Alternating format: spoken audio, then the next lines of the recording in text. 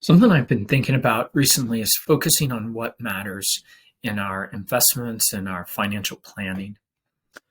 And there are two examples that come to mind, kind of on opposite ends of the spectrum. So the first example that comes to mind is I had a conversation, it's been a few years, with a client, and they had heard that the somebody in Congress was thinking about lowering the estate taxes, the estate tax exemption limit. And so I asked them, I said, how much do you think you'll need?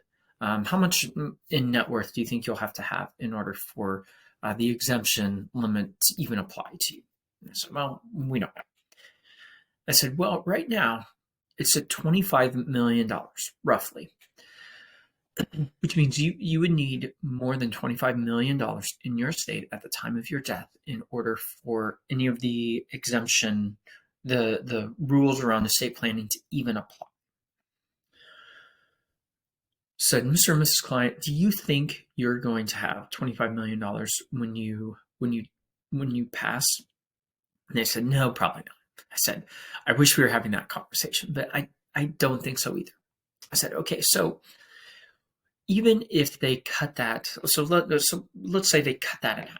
So let's say Congress does lower the estate tax exemption limit, and it's at $12,500,000. Cut it in half. Mr. and Mrs. Client, do you think you'll have $12.5 million in your estate when you die? I said, no problem. I said, unfortunately, I wish we were having that conversation, but I don't think you're going to. And so this is an example of somebody who's concerned about the estate tax exemption limit, but it didn't actually matter.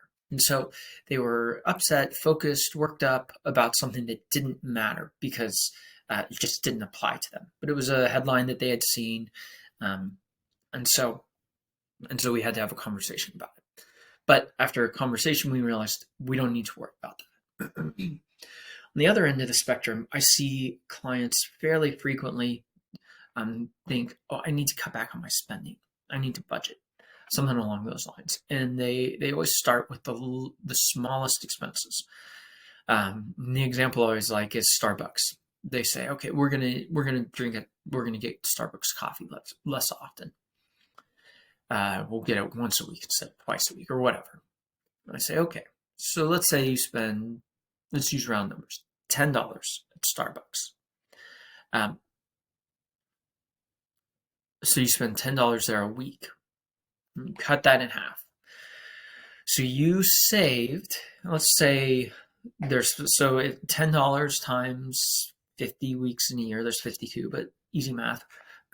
So you spend about $500 there at Starbucks a year. If you cut that in half, you're saving about $250 a year. Mr. and Mrs. Client, do you think that's going to make a dent in your long-term financial situation? I said, well, probably not. I said, I don't think so. And so with spending, what matters is really two things: transportation costs and housing. If you want to cut back on your spending, figure out how to spend less on housing and less on transportation costs. Those are hard to do, but that's where the bulk of people's discretion, the bulk of people's spending is at. So with all the planning and all the investing we do, just keep in mind, focus on what matters and ask yourself, is this something that I can control? And is this something that matters that I should be worried about?